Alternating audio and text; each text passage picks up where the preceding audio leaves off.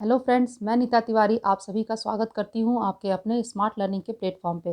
तो दोस्तों, चलिए आज मैं आधुनिक भारत के जो क्वेश्चंस हैं उनको आपके लिए लेके आई हूं, ठीक है। क्योंकि अभी तक हमने आधुनिक भारत के एक भी क्वेश्चन जो है डिस्कस नहीं किए हैं और अब हमारे पास टाइम भी नहीं है, इसलिए मैं आपके लिए आधुनिक भारत से रिलेटेड जो भी क्वेश्चंस हैं, ठीक है, मॉडर्न इंडिया का, वो मैं आपके लिए लेके आई हूँ, ठीक है। तो चलिए हम शुरू करते हैं। देखिए, सबसे पहला हमारा जो प्रश्न है वो है निम्नलिखित को क्रम दीजिए, ठीक है। पहला है, देखिए यहाँ पर दिया हुआ है मुस्लिम लीग की स्थापना, बंगाल का विभाजन, सूरत अधिवेशन और रोलेट एक्ट।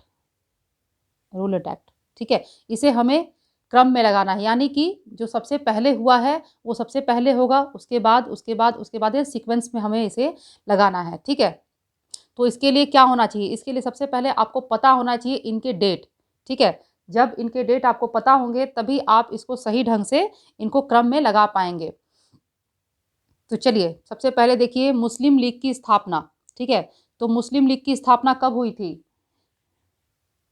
ये डेट जो है वो आपको याद रखनी होगी, ठीक है। मुस्लिम लीग की स्थापना 1906 में हुई थी और कहाँ हुई थी, ढाका में हुई थी, ठीक है, बांग्लादेश में ढाका में, ठीक है। उसके बाद दूसरा है, देखिए बंगाल का विभाजन, बंगाल विभाजन कब हुआ था, 1905 में, ठीक है। उसके बाद देखिए आपका आता है सूरत अधिवेशन, तो सूरत अधिवेशन हुआ था 1907 में, ठीक है। और रोलेट एक्ट, ठीक है, रोलेट एक्ट का टाइम क्या है, 1919, ठीक है। और रोलेट एक्ट को काला कानून भी कहा जाता है, ठीक है, ये भी याद रखिएगा कि रोलेट एक्ट को काला कानून भी कहा जाता है, ठीक है। अब क्यों कहा जाता है ऐसा, तो देखिए ये जो कानून था ये ब्रिटिश सरकार ने ऐसा कानून बना दिया था कि उस समय जो भी भारतीय होते थे, ठीक है, किसी भी भारतीय पर कोई भी अदालत पे मुकदमा नहीं चलाया जाएगा और बिना मुकदमा चलाए ही उनको जेल में बंद कर दिया जाएगा, मतलब पकड़ा और जेल में बंद कर दिया, ठीक है। कोई अपील नहीं, कोई सुनवाई नहीं, कुछ नहीं, सीधा भारतीयों को पकड़ा और उन्हें जेल में बंद कर दिया जाता था, ठीक है। तो ये एक्ट जो था रोलेट एक्ट, इसके तहत यही होता था, इसलिए इस कानून को काला कानून भी कहा गया था, ठीक है। तो आई होप आप समझ गए होंगे। तो अब आप देखिए यहाँ आपको डेट क्लियर हो रहा है, तो हमारा जो यहाँ हमको क्रम में लगाना है, तो सबसे पहले देखिए कि 1905 में बंगाल विभाजन हुआ, यानी कि ऑप्शन नंबर 2 जो है वो सबसे पहला होना चाहिए, ठीक है। तो आइए अब चलते हैं हमारे जो ऑप्शंस दिए हुए हैं इनकी तरफ। तो अब देखिए ए में जो है वो सबसे पहले पॉइंट पे जो है वो 4th नंबर है, तो यानी कि ये हमारा नहीं होगा। सेकंड वाला जो बी है उसमें जो दूसरा है वो फर्स्ट पे ही दिया हुआ है, और सी में इसमें भी 4th दिया हुआ है, डी में भी 4th दिया हुआ है, ठीक है। तो यानी कि जो हमारा ये तीनों है ये तीनों नहीं होगा, और जो सेकंड वाला है बी वाला वो हमारा करेक्ट आंसर होगा, क्योंकि बंगाल का विभाजन 1905 में हुआ, ठीक है। उसके बाद आपका आता है मुस्लिम लीग की स्थापना, उसके बाद सूरत अधिवेशन और उसके बाद रोलेट एक्ट, ठीक है। तो यानी कि करेक्ट आंसर हमारा क्या होगा, बी वाला। चलिए, तो इसके लिए आपको क्या करना होगा, आपको डेट जो है वो याद रखनी होगी, आपको डेट याद होगी तो ही आप जो है इसको सीक्वेंस में ला सकते हैं। या अगर आपको डेट याद नहीं है तो भी आपको एटलीस्ट इतना तो पता होना चाहिए कि सबसे पहले बंगाल का विभाजन हुआ था, या सबसे पहले सूरत अधिवेशन हुआ था, या मुस्लिम लीग की स्थापना पहले हुई थी, या रोलेट एक्ट पहले हुआ था। यानी कि आपको किसी कोई ना कोई एक माध्यम तो आपको रखना ही होगा, ताकि आप जो प्रश्न इस तरीके के जो प्रश्न आ जाएं उनके जो करेक्ट जो उत्तर होंगे उसको आप चूज कर सकें, ठीक है। चलिए चलते हैं फटाफट क्वेश्चन नंबर 2। चलिए देखिए, अंग्रेजों द्वारा भारत में शुरू किया गया पहला व्यापार कौन सा था, ठीक है। अंग्रेजों द्वारा भारत में शुरू किया गया पहला व्यापार कौन सा था, ऑप्शन देखिए, ए नील, बी चाय, सी नमक और डी सूती वस्त्र। तो अंग्रेजों द्वारा भारत में शुरू किया गया पहला व्यापार था नील, ठीक है। नील की खेती की गई थी ना, जबरन नील की खेती कराई जाती थी, है ना, आप लोगों ने पढ़ा ही होगा।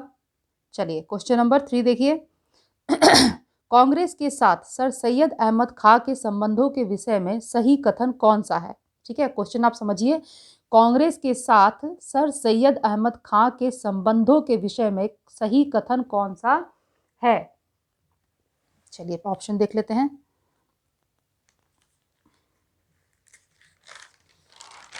क्या क्या ऑप्शन है हमारे पास।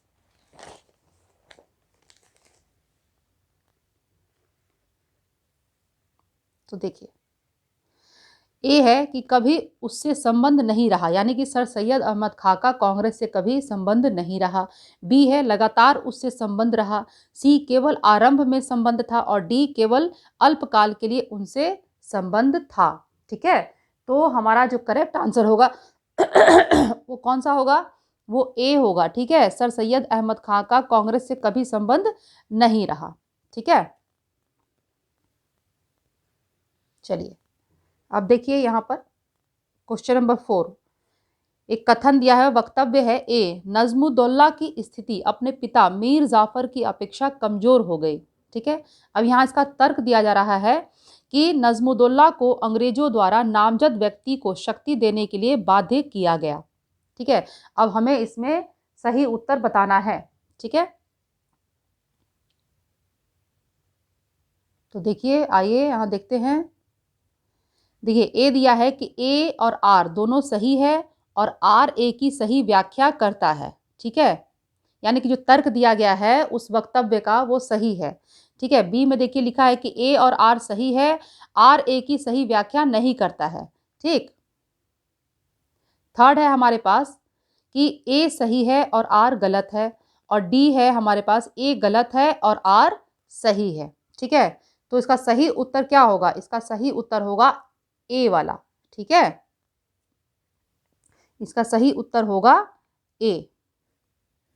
ए और आर सही है, यानी कि दोनों ही सही है। और आर ए की सही व्याख्या करता है, यानी कि जो यहाँ लिखा है कि नजमुद्दौला की स्थिति अपने पिता मीर जाफर की अपेक्षा कमजोर हो गई थी, तो उसका जो तर्क दिया गया है, कारण बताया गया है कि नजमुद्दौला को अंग्रेजों द्वारा नामजद व्यक्ति को शक्ति देने के लिए बाध्य किया गया, ये सही कारण दिया गया है। यानी कि ए और आर दोनों सही है और आर ए की सही व्याख्या भी कर रहा है। ठीक है, चलिए चलते हैं फटाफट क्वेश्चन नंबर 5। चलिए देखिए, अब देखिए यहाँ दिया है मिलान करने के लिए। ठीक है, मैच करना है, सही मिलान कीजिए। बंग भंग दिवस, ठीक है, मुक्ति दिवस, सीधी कार्यवाही दिवस, ये 3 यहाँ दिए हुए हैं और 5 यहाँ पर दिए हुए हैं कि 1911, 1939, 1946 और 1905, 1907। ठीक है, तो आपको इसमें से करेक्ट जो है वो आंसर बताना है। ठीक है, तो बताइए इसमें से करेक्ट आंसर क्या होगा। तो सबसे पहले बंग भंग दिवस, यानी कि जो बंगाल विभाजन हुआ था वो कब हुआ था, अभी अभी हमने देखा ना कि बंगाल विभाजन जो है वो 1905 में हुआ था। ठीक है, और उसके बाद है हमारा मुक्ति दिवस। मुक्ति दिवस कब मनाया गया था, 1939। ओके, एंड देन सीधी कार्यवाही दिवस, तो सीधी कार्यवाही दिवस का कब मनाया गया था, 1946।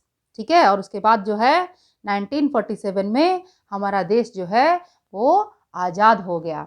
ठीक है, तो देखिए यहाँ पर कि अब यहाँ से हमें पता चल जाएगा। आइए ऑप्शन की तरफ भी चलते हैं। तो ये पहले आप देख लीजिए यहाँ पर कि यहाँ जो हमने मैच किया है कि ए का क्या है 4, बी का 2 और सी का 3। ठीक है, ए का 4, बी का 2 और सी का 3। तो यहाँ देखिए इसमें कहाँ पर है ए का 4, ए का 4 यानी कि बी वाले ऑप्शन में है। ए का 4, बी का 2 और सी का 3, और यही हमारा करेक्ट ऑप्शन है। ठीक है, चलिए, यानी कि जो बंगाल विभाजन है, बंग भंग दिवस 1905, मुक्ति दिवस 1939 एंड सीधी कार्यवाही दिवस 1946। चलिए फटाफट फटाफट आगे बढ़ते हैं। अब देखिए, कोंडा डोरा विद्रोह किस राज्य में हुआ था। ठीक है, कोंडा डोरा विद्रोह किस राज्य में हुआ था, ए गुजरात, बी बिहार, सी राजस्थान और डी आंध्र प्रदेश। तो दोस्तों कोंडा डोरा विद्रोह जो है वो आंध्र प्रदेश में हुआ था। ठीक है, कहाँ हुआ था, आंध्र प्रदेश। चलिए देखिए, ये जो क्वेश्चंस हैं ये आपके लिए न केवल सीटेट के लिए बल्कि किसी भी कंपटीशन में, जो भी कंपटीशन की आप तैयारी कर रहे हैं, उन सब के लिए ही इम्पॉर्टेंट है। आप KVS, NBS या कोई भी जो DSSB, किसी भी टीचिंग एग्ज़ाम के लिए, इनफैक्ट आप जो UPSC के जो एग्ज़ाम देते हैं बच्चे, उनमें भी हिस्ट्री के डीप डीप क्वेश्चंस पूछे जाते हैं। तो ये जो क्वेश्चंस मैं आपके लिए रेडी करती हूँ, ये आपके लिए हर तरह से बहुत ही महत्वपूर्ण है। ठीक है, चलिए बढ़ते हैं। क्वेश्चन नंबर 7, प्रथम कर्नाटक युद्ध यूरोप के किस युद्ध की भारत में प्रतिध्वनि थी? ठीक है, प्रथम कर्नाटक युद्ध यूरोप के किस युद्ध की भारत में प्रतिध्वनि थी? ठीक है, क्वेश्चन समझ में आ गया ना? देखिए, ए सप्तवर्षीय युद्ध, बी 30 वर्षीय युद्ध, सी गुलाबों का युद्ध और डी ऑस्ट्रियन उत्तराधिकारी का युद्ध। ठीक है, तो यहाँ क्वेश्चन आप समझ रहे हैं ना कि प्रथम कर्नाटक युद्ध जो हुआ था भारत में, वो यूरोप में कौन सा युद्ध हो रहा था, कौन सा युद्ध था जिसकी प्रतिध्वनि थी ये? ठीक है, तो दोस्तों इसका आंसर होगा ऑस्ट्रियन उत्तराधिकार का युद्ध। ठीक है, इसका उत्तर क्या होगा? ऑस्ट्रियन उत्तराधिकार का युद्ध। चलिए फटाफट क्वेश्चन नंबर 8 देखिए, सिंध का ब्रिटिश साम्राज्य में विलय किस गवर्नर जनरल ने किया? ठीक है, सिंध का ब्रिटिश साम्राज्य में विलय किस गवर्नर जनरल ने किया? A Lord Auckland, Lord Ellenborough, Lord Hardings और लॉर्ड डलहौजी। ठीक है, तो इसका सही उत्तर क्या है? Lord Ellenborough. क्या है? लॉर्ड एलनबरो के समय में जो सिंध है उसका ब्रिटिश साम्राज्य में विलय किस गवर्नर जनरल ने किया? लॉर्ड एलनबरो ने। ठीक है, चलिए क्वेश्चन नंबर 9 फटाफट करते हैं क्योंकि 50 क्वेश्चन है। ठीक है, भारत के विभाजन के लिए 3 जून 1947 की योजना को कहते हैं। ठीक है, भारत के विभाजन के लिए, क्वेश्चन ठीक से समझिएगा, भारत के विभाजन के लिए 3 जून 1947 की योजना को कहते हैं माउंटबेटन योजना, वेवेल योजना, कैबिनेट मिशन योजना और डी क्रिप्स योजना। ठीक है, तो इसे क्या कहते हैं? जो भारत विभाजन की योजना थी उसे माउंटबेटन योजना कहते हैं। ठीक है, भारत को आज़ादी तो मिली लेकिन साथ ही साथ इसे बंटवारा का दर्द भी सहना पड़ा, है ना? चलिए, तो इसे माउंटबेटन योजना कहते हैं। देखिए आगे, देखिए क्वेश्चन नंबर 10 देखिए, 1940 में गांधी जी द्वारा चलाए गए व्यक्तिगत सत्याग्रह आंदोलन के प्रथम सत्याग्रही थे। ठीक है, 1940 में गांधी जी द्वारा चलाए गए व्यक्तिगत सत्याग्रह आंदोलन के प्रथम सत्याग्रही थे ए जवाहरलाल नेहरू, बी विनोबा भावे, सी मौलाना आजाद और डी जयप्रकाश नारायण। ठीक है, तो इसका सही उत्तर होगा विनोबा भावे।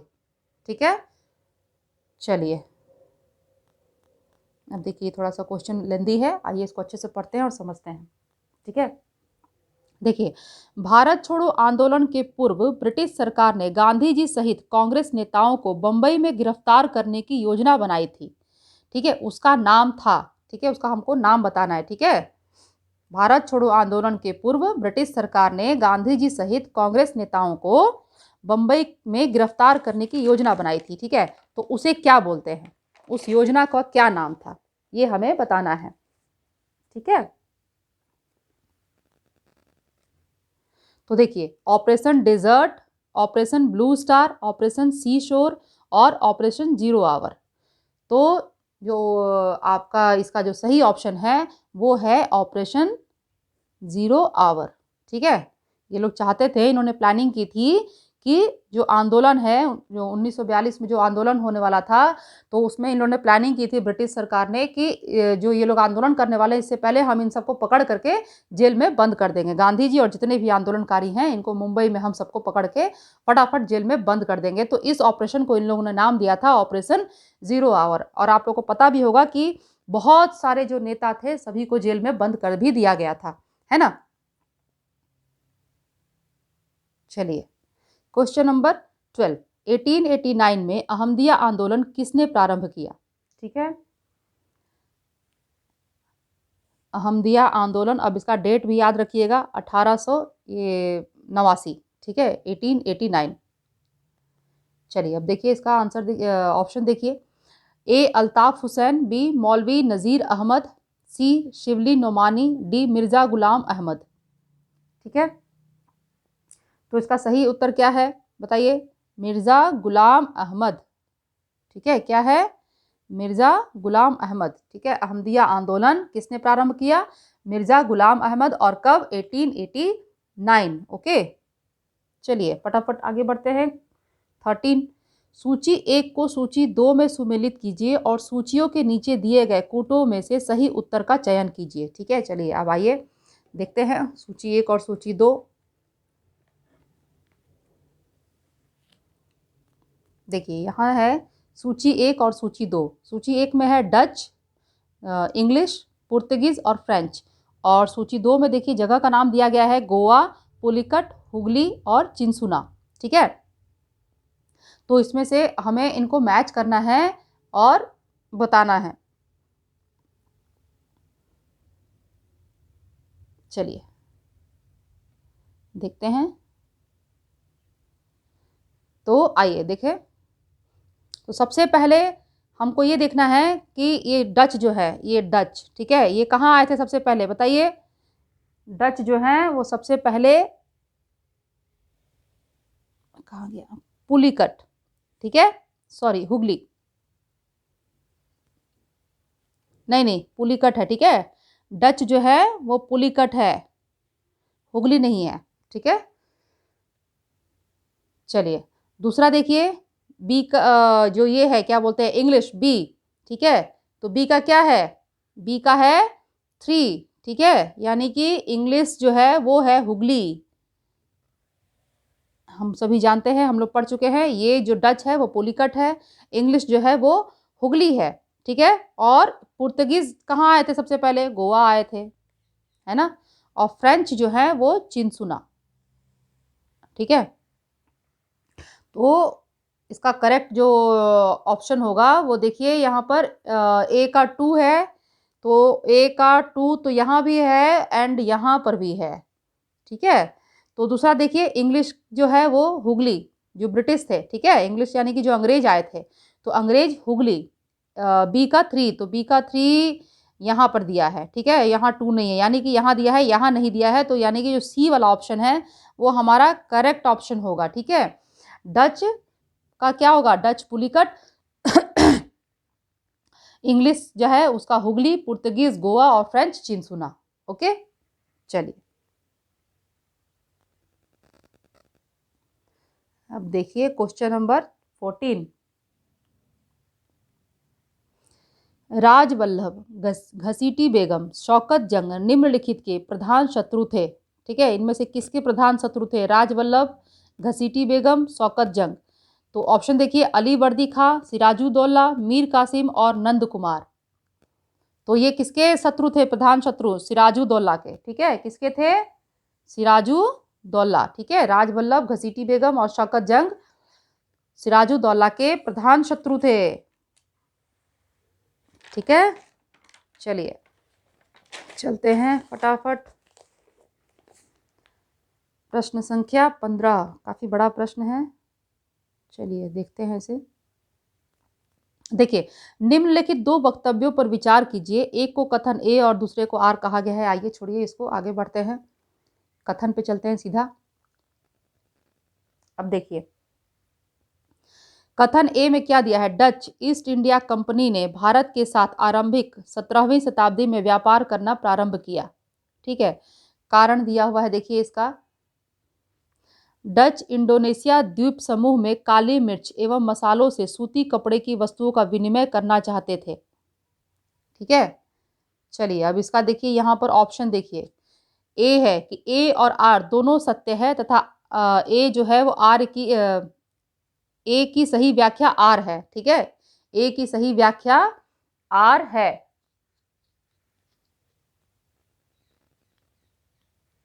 अच्छा, दूसरा देखिए बी वाला, ए और आर दोनों सत्य है तथा ए की सही व्याख्या आर नहीं है। ठीक है, सी वाला देखिए ए सत्य है किंतु आर असत्य है, और डी है ए असत्य है किंतु आर सत्य है।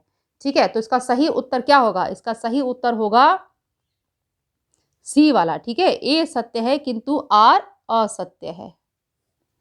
जो डच ईस्ट इंडिया कंपनी ने भारत के साथ, ये जो ऑप्शन ए जो दिया हुआ है कि डच ईस्ट इंडिया कंपनी ने भारत के साथ आरंभिक 17वीं शताब्दी में व्यापार करना प्रारंभ किया, तो ये करेक्ट है। लेकिन जो इसका कारण दिया गया है कि डच इंडोनेशिया द्वीप समूह में काली मिर्च एवं मसालों से सूती कपड़ों और वस्तुओं का विनिमय करना चाहते थे, ये असत्य है। ठीक है, तो यानी कि जो सी वाला ऑप्शन है वो हमारा करेक्ट होगा, ये वाला। ठीक है, सी वाला जो है वो सही उत्तर है। ठीक है, चलिए दोस्तों, मैं पूरी कोशिश करती हूँ कि मैं आप लोग को अच्छी तरीके से जो चीज़ें हैं, जो प्रश्न हैं, उनको समझा सकूँ। और मुझे उम्मीद है कि जो मैं अपनी मेहनत कर रही हूँ आप लोग के लिए, उस पे मैं खरी उतरूँ और उतर रही हूँ। आप लोगों को समझ में आ रहा होगा। आप जब भी मेरा वीडियो देखते होंगे तो मुझे उम्मीद है कि आपको कहीं भी कोई परेशानी नहीं होती होगी। लेकिन फिर भी अगर कहीं भी आपको कुछ डाउट रह जाता है, कुछ परेशानी होती है, तो आप मुझे कमेंट करिए फ्रेंड्स। मैं आपका जो भी डाउट होगा उसको सबको क्लियर करूँगी। ठीक है, तो आप लोग मतलब मैं वेट करती हूँ आपके कमेंट्स का। तो आप लोग बिना मतलब कोई भी ये कि हाँ आपने जो भी चीज़ें पढ़ी, ऐसा ना हो कि आपको नहीं समझ में आया और आपने उसे छोड़ दिया और आगे बढ़ गए। ऐसा आपको कतई नहीं करना है। आप जो है, आपको जो चीज़ ना समझ में आए आप उसे मुझे कमेंट करिए। ठीक है, आप मुझे बताइए कि आपको क्या चीज़ें अच्छी लगी, क्या आपको समझ में नहीं आई, तो मैं आपको दोबारा से उसे समझाऊँगी। ठीक है, चलिए फटाफट चलते हैं। मैं बातें बहुत ज़्यादा कर रही हूँ और हमारे पास 50 प्रश्न हैं। चलिए देखिए 16वां प्रश्न देखिए, मार्च 1784 में मुख्य रूप से निम्नलिखित के आग्रह पर मंगलौर की संधि हुई। ठीक है, मार्च 1784 में मुख्य रूप से निम्नलिखित के आग्रह पर मंगलौर की संधि, मतलब किसके आग्रह पर मंगलौर की संधि हुई? ठीक है, तो देखिए A Warren Hastings, B colonel Fullerton, और C Tipu Sultan, D lord Macartney. ठीक है, तो इसका सही उत्तर होगा लॉर्ड मैकार्टने। ठीक है, इनके आग्रह पर मंगलौर की संधि हुई, लॉर्ड मैकार्टने। ठीक है, चलिए क्वेश्चन नंबर 17 देखिए, निम्नलिखित में से कौन एक सही सुमेलित है? यानी कि ये 4 दिए हुए हैं, इनमें से कोई एक ही जो है वो करेक्ट है, बाकी 3 जो है वो गलत है। ठीक है, तो हमें वही बताना है कि कौन सा सही है और बाकी जो है वो गलत तो है ही। ठीक है, तो देखिए यहाँ लिखा है राम नारायण सिराजुद्दौला का सेना नायक। ठीक है, मीर मदन मीर जाफर का दीवान, राय दुर्लभ बिहार का सूबेदार, जगत सेठ बंगाल का प्रसिद्ध सेठ। ठीक है, तो जगत सेठ जो है ये कौन सा एक सही सुमेलित है? डी वाला। ठीक है, जगत सेठ बंगाल का एक प्रसिद्ध सेठ। ठीक है, चलिए देखिए प्रश्न संख्या 18 पे आ गए हम लोग। फटाफट देखते हैं इसका क्या है। चीन के साथ व्यापार करने के ईस्ट इंडिया कंपनी के एकाधिकार का निम्नलिखित के चार्टर एक्ट से उन्मूलन हुआ था। ठीक है, चीन के साथ व्यापार करने के ईस्ट इंडिया कंपनी के एकाधिकार का निम्नलिखित के चार्टर एक्ट से उन्मूलन हुआ था, मतलब किस चार्टर एक्ट से? ठीक है, जो अभी ऑप्शन में हम देखेंगे। देखिए यहाँ डेट दिए हुए हैं, उसमें से हमको बताना है। ठीक है, तो देखिए पहला है ए है 1793, बी 1813, सी 1833 और डी 1853। ठीक है, तो इसमें हमको सही उत्तर बताना है कि इसका सही करेक्ट ऑप्शन क्या है, तो सी है। ठीक है, 1833। ठीक है, 1833 के चार्टर एक्ट से जो चीन के साथ ईस्ट इंडिया का जो व्यापार था उसका उन्मूलन हुआ था। ठीक है, तो क्या डेट हुआ? 1833। ठीक है, चलिए अब आगे देखिए 19 प्रश्न हमारा क्या है। रिंग फेंस का संबंध है, रिंग फेंस का संबंध है हेनरी लॉरेंस से, डलहौजी से, वॉरेन हेस्टिंग से और लॉर्ड हेस्टिंग से। ठीक है, तो इसका जो सही उत्तर है वो है वॉरेन हेस्टिंग्स। रिंग फेंस का संबंध वॉरेन हेस्टिंग्स से है। ठीक है। प्रश्न संख्या 20 देखिए, असम स्वतंत्र प्रांत बनाया गया जब, ठीक है, अब असम जो है स्वतंत्र प्रांत बनाया गया जब कर्जन ने 1905 में बंगाल का विभाजन किया, लॉर्ड कर्जन ने। ठीक है। बी, मिंटो ने 1905-1906 में नए सुधार प्रस्ताव घोषित किए। सी, 1911 में बंगाल का विभाजन जब रद्द किया गया। और लास्ट है 1919 में मॉन्टेग्यू चैम्सफोर्ड सुधार लागू किए गए। ठीक है। तो असम स्वतंत्र प्रांत कब बनाया गया बताइए। तो असम जो है वो स्वतंत्र प्रांत जब 1911 में बंगाल का विभाजन जब रद्द कर दिया गया, तो जो असम जो है वो स्वतंत्र प्रांत बनाया गया। ठीक है। चलिए देखिए, प्रश्न संख्या 21, बहुत बड़ा प्रश्न है ये भी। देखिए यहाँ पर भी है कि सूची मिलान करना है। ठीक है। यहाँ हम सीधा सूची पे चलते हैं।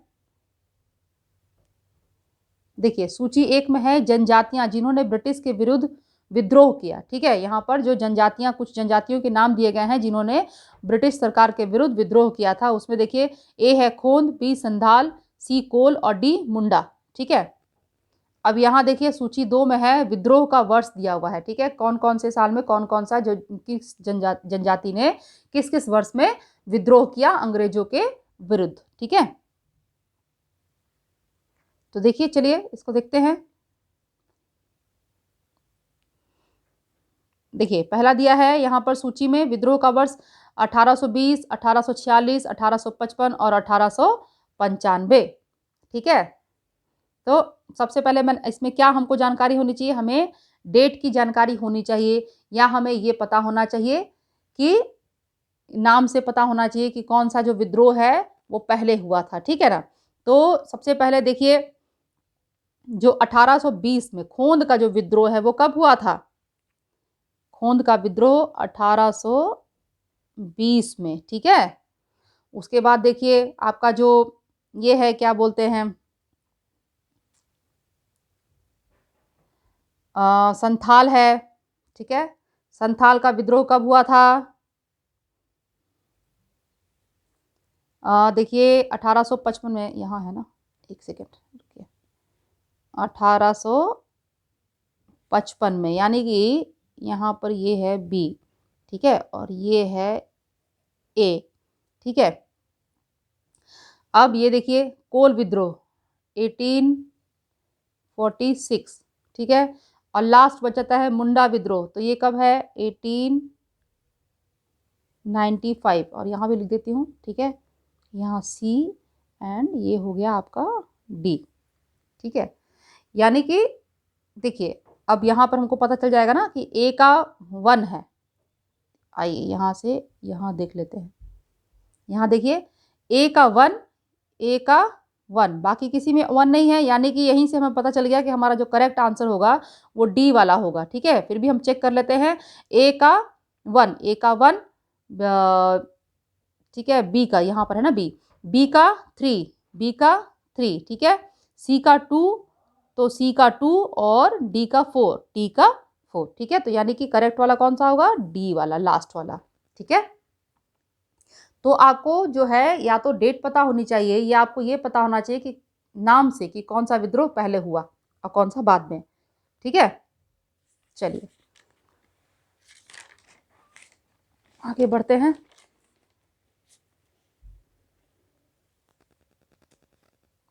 देखिए प्रश्न संख्या 22, निम्नलिखित विद्रोह में से कौन एक 1816 में आरंभ हुआ और 1932 तक चला। ठीक है। ए कोल विद्रोह, बी खासी विद्रोह, सी कच्छ विद्रोह और डी नैकड़ विद्रोह।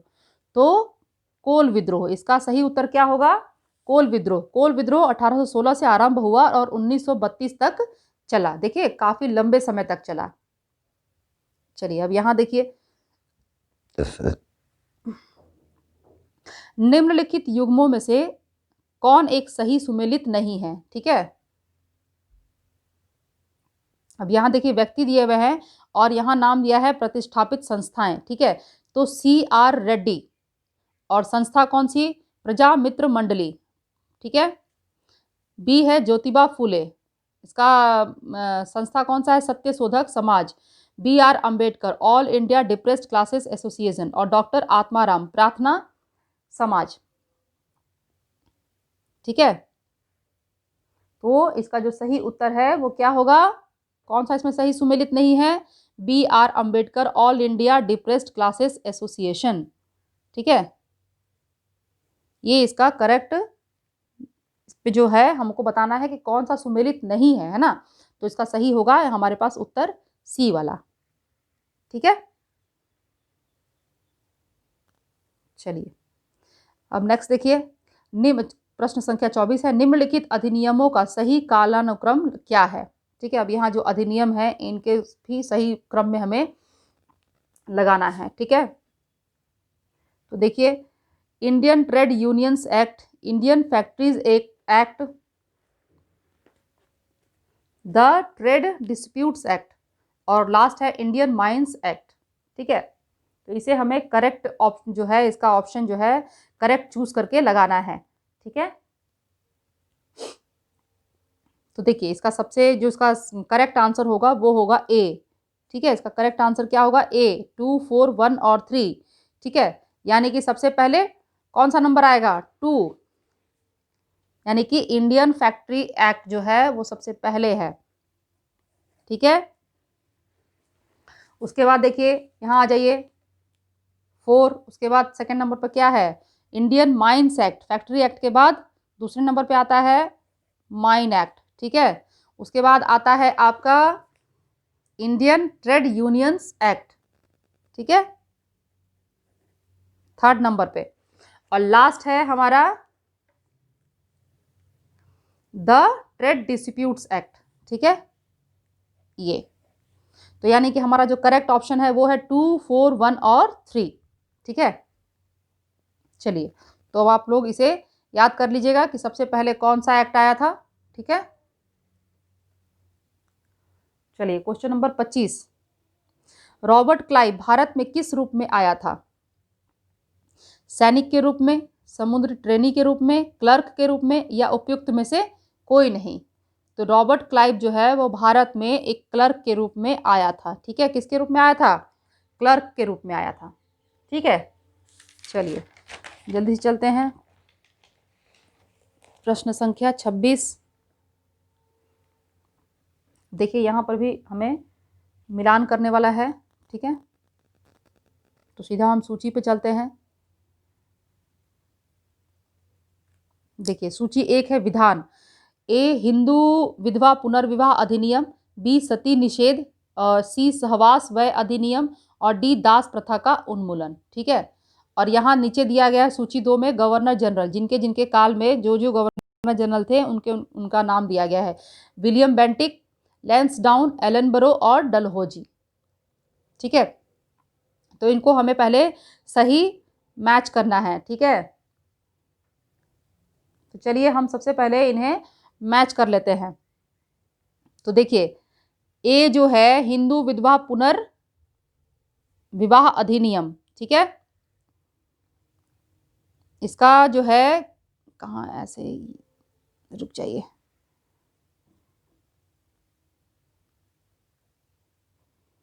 देखिए ये जो है इसका सही मैच क्या होगा? देखिए यहाँ से हम लेके आते हैं ये यहाँ। ठीक है, डलहौजी। ठीक है, उसके बाद है सती निषेध, तो इसको हम ऐसे घुमा के लाते हैं विलियम बेंटिक। ठीक है, उसके बाद है सहवास वय अधिनियम, इसको भी हम ऐसे लाते हैं लैंसडाउन। ठीक है, और लास्ट है हमारा दास प्रथा का उन्मूलन, तो इसका होगा एलनबरो। ठीक है, यहाँ से चलिए ऐसे ले लेते हैं, ये ऐसे। ठीक है, तो इसका सही क्या है? एलनबरो। तो अब देखिए, अब आइए इसको हम देख लेते हैं। तो सबसे पहले है हिंदू विधवा पुनर्विवाह अधिनियम, डलहौजी, यानी कि ए का 4। ठीक है। तो ए का 4 देखिए, ए का 4 जो है वो यहाँ पर भी है और यहाँ पर भी है, ठीक है। तो चलिए आगे बढ़ते हैं, दूसरा देख लेते हैं, सती निषेध। तो सती निषेध किसने किया है? विलियम बेंटिक ने, यानी कि बी का 1, ठीक है। तो बी का 1 जो है वो यहाँ भी है, यहाँ भी है, लेकिन यहाँ पर ए में हमें 4 चाहिए और यहाँ ए में 4 नहीं है। तो यानी कि जो हमारा करेक्ट ऑप्शन होगा वो होगा सी वाला, ठीक है। जब क्वेश्चन आप एग्जाम दीजिएगा तो इस तरीके से ही झटपट मैच कर लीजिएगा, टाइम मत वेस्ट करिएगा, ठीक है। तो हमारा जो सही उत्तर होगा वो होगा सी वाला, यानी कि ए का 4 हिंदू विधवा पुनर्विवाह अधिनियम डलहौजी के द्वारा, ठीक है। और बी का 1 सती निषेध विलियम बेंटिक, सी का 2 सहवास व्यय अधिनियम लैंसडाउन और डी का 3, ठीक है, दास प्रथा का उन्मूलन एलन बरो, ठीक है। चलिए आगे बढ़े, चलिए अब यहां भी देखिए प्रश्न संख्या 27, ठीक है। निम्नलिखित में से कौन अस्पृश्यता उन्मूलन से संबंध है, ठीक है। यानी कि जो छुआछूत जो होता है अस्पृश्यता उन्मूलन से संबंध है, किनका किनका संबंध है इससे, ठीक है।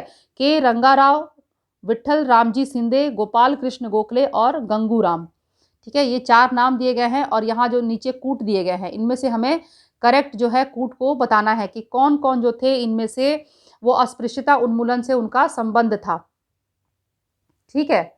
तो चलिए देखिए इसका सही उत्तर क्या होगा।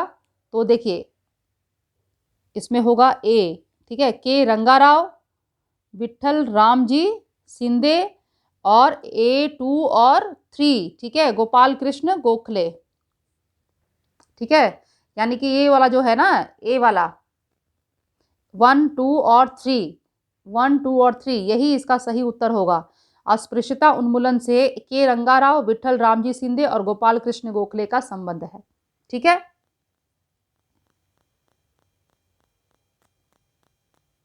चलिए 28वां प्रश्न देखिए,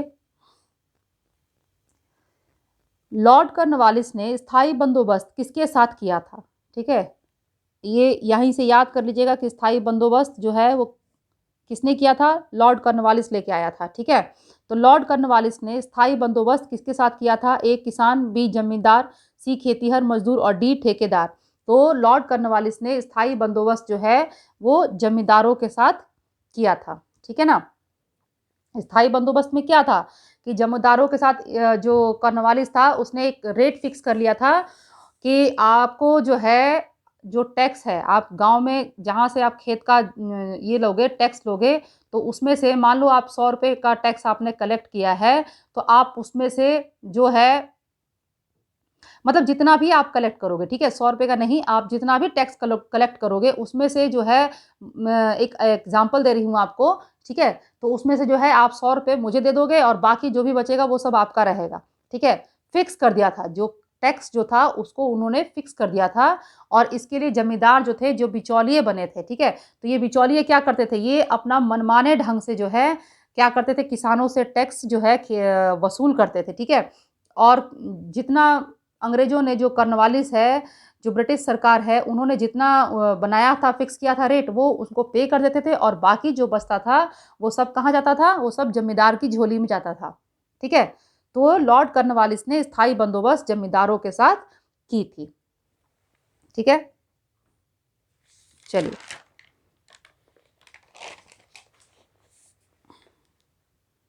अब देखिए यहाँ पर क्वेश्चन नंबर 29, इसमें भी सूची है, ठीक है, सूची को मिलान करना है।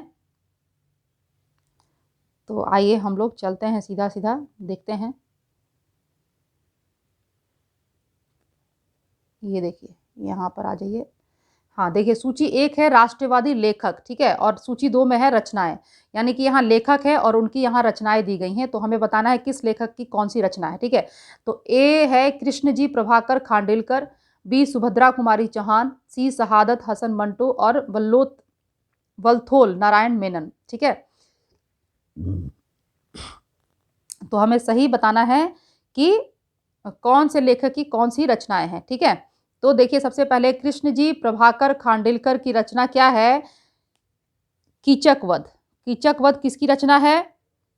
यहाँ मैं लिख देती हूँ ए, ठीक है। कीचक वध जो है वो किसकी रचना है? कृष्ण जी प्रभाकर खांडेलकर की, ठीक है। कीचक के बारे में आप सबने महाभारत में देखा ही होगा, जब भीम ने कीचक का वध किया था, ठीक है। जो विराट के जो सम्राट थे, राजा थे, उनका ये कौन था? उनके वाइफ का ब्रदर था, है ना, कीचक। और उसको किसने मारा था? भीम ने मारा था, महाभारत में आप लोगों ने देखा ही होगा, ठीक है। तो कीचक वध जो है वो किसकी रचना है? कृष्ण जी प्रभाकर खांडेलकर की, ठीक है। उसके बाद देखिए सुभद्रा कुमारी चौहान की रचना, झांसी की रानी, आप सभी जानते हैं, बहुत ही फेमस है। तो 1 का बी, ठीक है। उसके बाद आइए चलते हैं शहादत हसन मंटो, ठीक है। सी का क्या होगा? इनकी रचना क्या है? काली सलवार, ठीक है। शहादत हसन मंटो की रचना है काली सलवार, ठीक है। और लास्ट है हमारा वलथोल नारायण मेनन, तो इनकी रचना है एन.पे. गुरुनाथन। क्या है? एन.पे. गुरुनाथन, ठीक है। तो चलिए अब आइए हम ये जो हमने ऑप्शन लगाए हैं इन्हें हम इनमें देखते हैं, स्कूट में देखते हैं कि कौन सा है करेक्ट है। तो देखिए फर्स्ट का है ए का बी है, सॉरी फर्स्ट का बी है, यानी कि आप यहाँ से भी लगा लीजिए कि बी का 1 है, ठीक है। और ए का 2 है, तो यहाँ से हम देखते हैं ए का 2, ए का 2, ठीक है। लेकिन ए का 2 फ्रेंड्स यहाँ पर भी दिया हुआ है, ठीक है। उसके बाद बी का 1, बी का 1, तो बी का 1 और यहाँ नहीं है, यहाँ पर है, तो ये तो हमारा आंसर है नहीं, यहाँ पर है, यानी कि हमारा जो करेक्ट ऑप्शन होगा वो सी वाला होगा, ठीक है। ए का 2, बी का 1, सी का 3 और डी का 4, ठीक है। यानी कि जो कीचक वध है वो किसकी रचना है? कृष्ण जी प्रभाकर खांडेलकर की, झांसी की रानी सुभद्रा कुमारी चौहान, काली सलवार शहादत हसन मंटो और एन.पे. गुरुनाथन वलथोल नारायण मेनन, ठीक है। चलें आगे बढ़ें, चलिए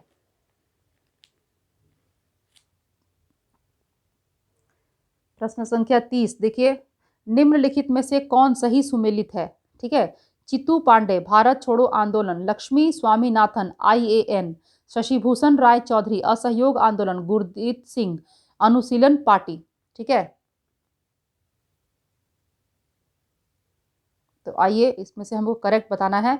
देखिए ऑप्शन देखिए, ए 1 और 2, बी 1 और 3, सी 2 और 4 और डी है 3 और 4। तो इसमें से हमें सही उत्तर बताना है, तो इसका सही उत्तर है 1 और 2, यानी कि जो सही सुमेलित है चित्तू पांडे का भारत छोड़ो आंदोलन और लक्ष्मी स्वामीनाथन IAN, ठीक है। तो हमारा करेक्ट ऑप्शन क्या होगा? ए 1 और 2 जो है वो सही उत्तर है।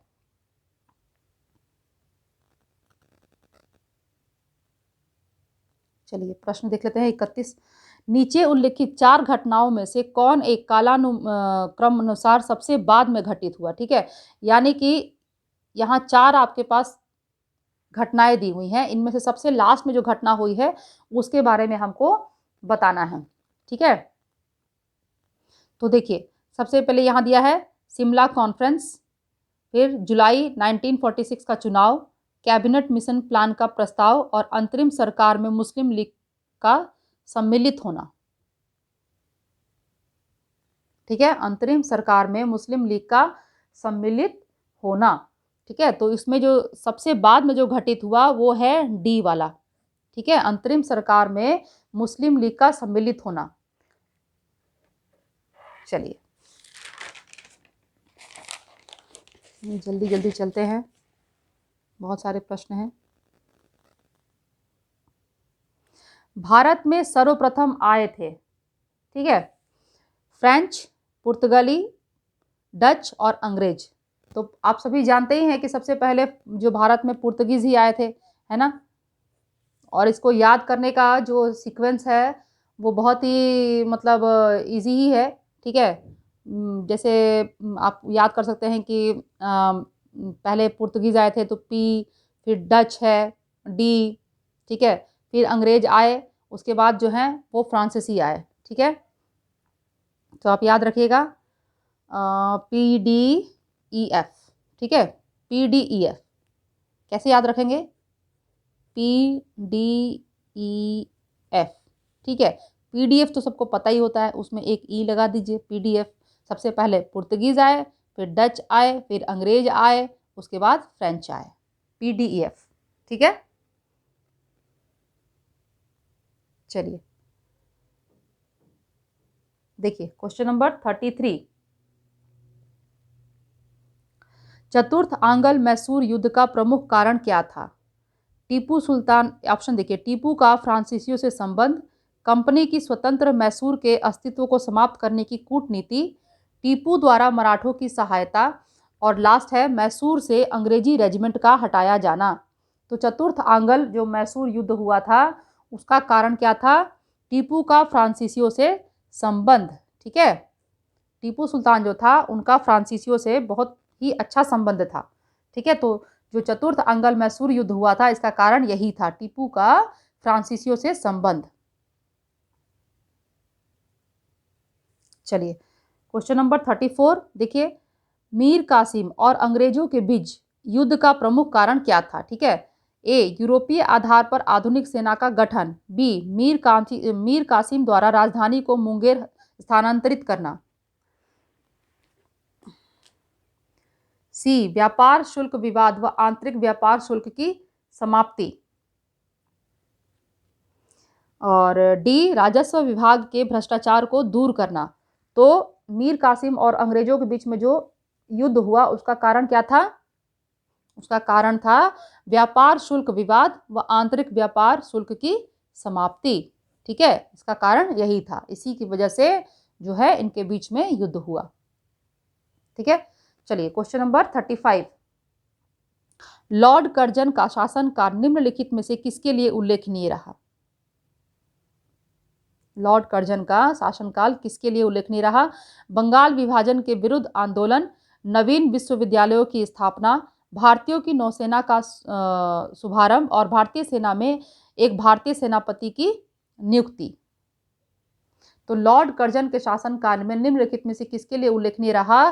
तो बंगाल विभाजन के विरुद्ध आंदोलन। ठीक है, क्या आंसर होगा इसका?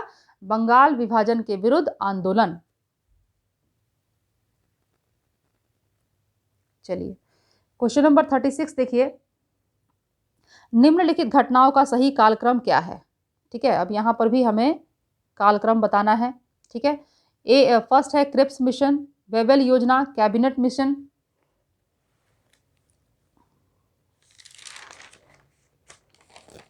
और भारत छोड़ो आंदोलन। ठीक है, फोर्थ है भारत छोड़ो आंदोलन। तो इसमें से हमें सही जो इसका जो सीक्वेंस है वो हमें बताना है। ठीक है, तो इसमें सही हमारा उत्तर क्या होगा? सही उत्तर होगा सी। सही उत्तर क्या होगा? सी, यानी कि 1 4 2 3। ठीक है, 1 4 यानी कि सबसे पहले हमारे पास आ जाएगा क्रिप्स मिशन, उसके बाद आएगा भारत छोड़ो आंदोलन। ठीक है, उसके बाद आ जाएगा वेबल योजना, और फोर्थ पे आ जाएगा कैबिनेट मिशन। ठीक है, एक देखिए, ये देखिए। ठीक है, चलिए तो समझ गए ना, 1 4 2 3। ठीक है,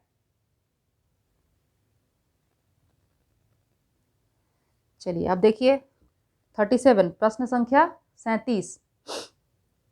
सन 1905 में बंगाल के विभाजन की घोषणा निम्नलिखित में से किस कारण से की गई? ठीक है, यहाँ हमें बताना है कि किस वजह से जो बंगाल का जो विभाजन हुआ था वो किसकी जो घोषणा की गई थी वो किस कारण से की गई थी?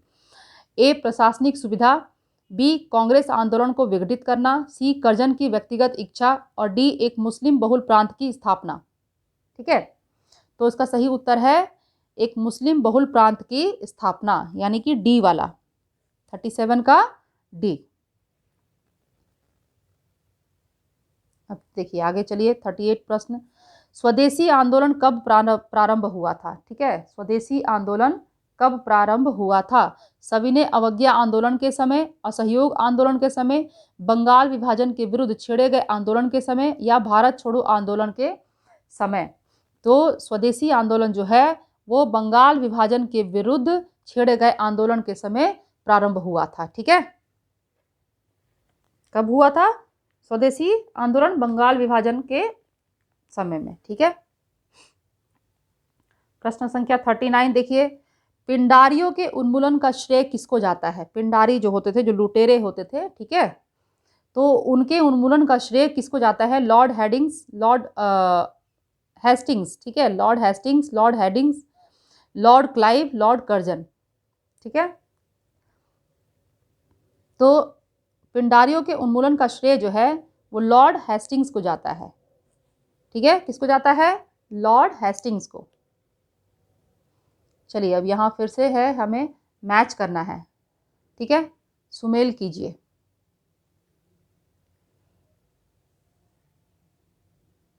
तो यहाँ मैंने इसका ये ऑप्शन नहीं लिखा है क्या? ठीक है, कोई बात नहीं, हम यहाँ पर सिर्फ मैच कर लेते हैं। ठीक है, तो देखिए, ए करो या मरो, बी वंदे मातरम, सी जनगण मन और डी जय हिंद। ठीक है, और यहाँ ये नारा लिखा हुआ है और यहाँ किस किस ने इसको दिया, उनके नाम दिए हुए हैं, सुभाष चंद्र बोस, रविन्द्रनाथ टैगोर, बंकिम चंद्र चटर्जी और महात्मा गांधी। तो करो या मरो का नारा किसने दिया था? बताइए। करो या मरो का नारा दिया था महात्मा गांधी जी ने। ठीक है, फिर वंदे मातरम किसकी रचना है? बंकिम चंद्र चटर्जी। ठीक है, जनगण मन किसकी रचना है? रविंद्रनाथ टैगोर, और जय हिंद सुभाष चंद्र बोस। ठीक है, चलिए, तो यहीं पर आप इसको समझ जाइए। ठीक है, क्योंकि इसका ऑप्शन मैंने यहाँ लिखा नहीं है, तो आप समझ लीजिए कि ए का 4, बी का 3, सी का 2 और डी का 1। ठीक है, करो या मरो का नारा महात्मा गांधी, वंदे मातरम बंकिम चंद्र चटर्जी, जनगण मन रविन्द्रनाथ टैगोर और जय हिंद सुभाष चंद्र बोस। चलिए, क्वेश्चन नंबर 41, किस नियम के अंतर्गत भारतीय परिषद को समाप्त किया गया था? A government of India act 1919, government of India act 1935। ये सब इंपॉर्टेंट क्वेश्चंस हैं, अच्छे से इनको याद रखिएगा। ठीक है,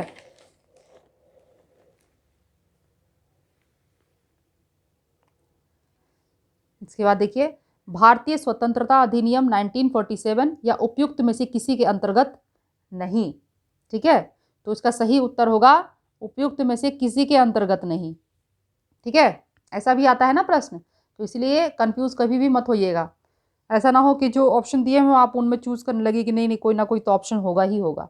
ऐसा नहीं करना है। ठीक है, कई बार होता है कि जो ऑप्शन हमारे पास दिए होते हैं उनमें से कोई भी करेक्ट नहीं होता है। ठीक है, चलिए 42, क्वेश्चन 42, आधुनिक स्थानीय स्वशासन का प्रारंभ किसके काल में हुआ था? A lord Irwin, lord Ripon, lord Curzon और लॉर्ड ऑकलैंड। ठीक है, तो आधुनिक स्थानीय स्वशासन का प्रारंभ जो है वो लॉर्ड रिपन के काल में हुआ था। किसके काल में हुआ था? Lord Ripon. ठीक है, चलिए क्वेश्चन नंबर 43, द्वैध शासन निम्नलिखित में से किस अधिनियम के अंतर्गत प्रारंभ किया गया था? ठीक है, भारत परिषद अधिनियम 1909, गवर्नमेंट ऑफ इंडिया एक्ट 1919, भारतीय काउंसिल अधिनियम 1892 या गवर्नमेंट ऑफ इंडिया एक्ट 1935। ठीक है, तो द्वैध शासन निम्नलिखित में से किस अधिनियम के अंतर्गत प्रारंभ किया गया था? Government of India act 1919। ठीक है, याद रखिएगा, द्वैध शासन अधिनियम जो है वो गवर्नमेंट ऑफ इंडिया एक्ट 1990 के अंतर्गत प्रारंभ किया गया था। 1919, 1919। ठीक है, ये इंपॉर्टेंट क्वेश्चन है। चलिए 44, प्रश्न संख्या 44, किस अंग्रेज गवर्नर जनरल ने भारतीय स्मारकों के संरक्षण में रुचि दिखाई?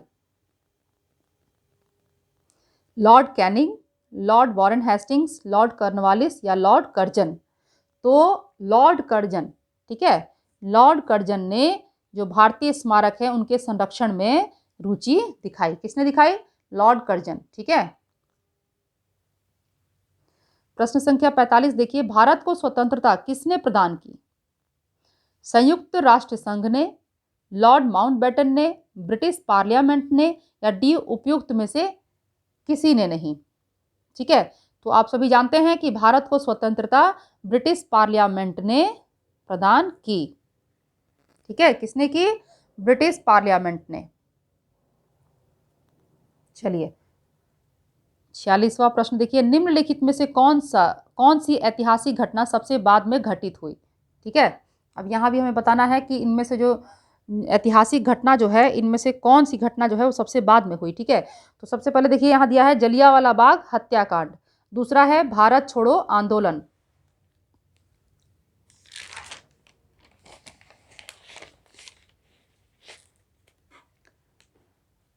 उसके बाद है भारत की स्वतंत्रता और पाकिस्तान की स्वतंत्रता।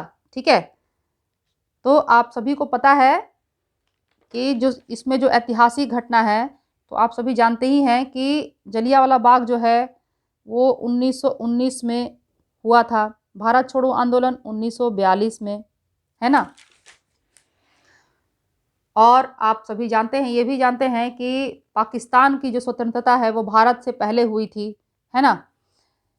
हुई तो थी 1947 में ही, लेकिन भारत से पहले हुई थी, है ना, 14 अगस्त को, और उसके बाद 15 अगस्त 1947 को हम आज़ाद हुए, है ना। तो सबसे बाद वाली जो ऐतिहासिक घटना है वो कौन सी है? भारत की स्वतंत्रता, यानी कि सी वाला ऑप्शन जो है वो करेक्ट है। ठीक है, चलिए अब देखिए 47, बंगाल के द्वितीय विभाजन के समय कौन गवर्नर जनरल था? ठीक है, Lord Wavell, Lord Curzon, Lord Mountbatten या लॉर्ड कैनिंग। ठीक है, तो बंगाल के द्वितीय विभाजन के समय लॉर्ड माउंटबेटन जो थे वो गवर्नर जनरल था। ठीक है, प्रश्न संख्या 48, किसके शासनकाल में भारत में प्रथम रेलवे लाइन बिछाई गई? ठीक है, तो Lord Canning, Lord Dalhousie, Lord Curzon या लॉर्ड चैम्सफोर्ड। ठीक है, तो किसके शासनकाल में बिछाई गई थी? डलहौजी। ठीक है, भारत में सर्वप्रथम रेलवे लाइन लॉर्ड डलहौजी के शासनकाल में बिछाई गई। ठीक है, अब देखिए हमारा सेकंड लास्ट प्रश्न, निम्नलिखित में से कौन कैबिनेट मिशन का सदस्य नहीं था? ठीक है, कैबिनेट मिशन का सदस्य नहीं था। Lord Attlee, lord Pethick Lawrence, sir Stafford Cripps, A.V. Alexander. ठीक है, तो इसमें सही जो उत्तर होगा वो होगा लॉर्ड एटली। कैबिनेट मिशन का सदस्य नहीं था लॉर्ड एटली। ठीक है, बाकी सब जो थे वो कैबिनेट मिशन के सदस्य थे, लॉर्ड एटली नहीं थे। ठीक है, चलिए आज का हमारा आखिरी प्रश्न, ये भी मैच करने के लिए ही है। ठीक है, तो आइए देख लेते हैं, निम्नलिखित में से कौन सा युग्म सुमेलित है? अच्छा, ये सुमेलित करने के लिए कौन सा सही है? ठीक है, कौन सा जो है इसमें से है जो सही है? ठीक है, युग्म जो है जो जोड़े बताए गए हैं वो सही है। Lord Wellesley, doctrine of lapse. Second दिया है लॉर्ड डलहौजी, बंगाल विभाजन। लॉर्ड रिपन, सहायक संधि। और लॉर्ड विलियम बेंटिक, सती प्रथा उन्मूलन। तो इनमें से सही जो सुमेलित है वो कौन सा है? वो है डी वाला। ठीक है, सती प्रथा उन्मूलन, लॉर्ड विलियम बेंटिक। बाकी सब सही नहीं है, इसलिए कि लॉर्ड डलहौजी जो डॉक्ट्राइन ऑफ लैप्स है ये लॉर्ड डलहौजी के द्वारा दिया हुआ है, ना कि लॉर्ड वेल्जली के द्वारा। ठीक है, ये तीनों जो है ये तीनों रॉन्ग है। करेक्ट कौन सा है? लॉर्ड विलियम बेंटिक, सती प्रथा उन्मूलन। ठीक है, तो दोस्तों ये आज के हमारे 50 प्रश्न पूरे हुए। ठीक है, तो अब आप वीडियो को मेरे देखिए, वीडियो देखने के बाद आपको पसंद आ जाए तो वीडियो को लाइक कर दीजिए। मेरे चैनल को अगर अभी तक आपने सब्सक्राइब नहीं किया है तो मेरे चैनल को सब्सक्राइब कर लीजिए। बेल आइकन को प्रेस करना बिल्कुल भी मत भूलिएगा, क्योंकि अभी बहुत सारे प्रश्न आपके लिए आने बाकी हैं। ठीक है, और दोस्तों चलिए आप अपने एग्ज़ाम की तैयारी कीजिए, जी जान से तैयारी कीजिए, क्योंकि अब हमारे पास ज़्यादा समय नहीं है। आज 20 तारीख हो चुका है और 31 को हमारा पेपर है। सो रेडी रहिए, पूरे ज़ोर शोर से पढ़ाई कीजिए, मेरे वीडियो को देखते रहिए। ठीक है, फिर हम अगले वीडियो मिलेंगे, तब तक आप लोग अपना ख्याल रखिए, पढ़ते रहिए, खुश रहिए, मुस्कुराते रहिए। Bye bye.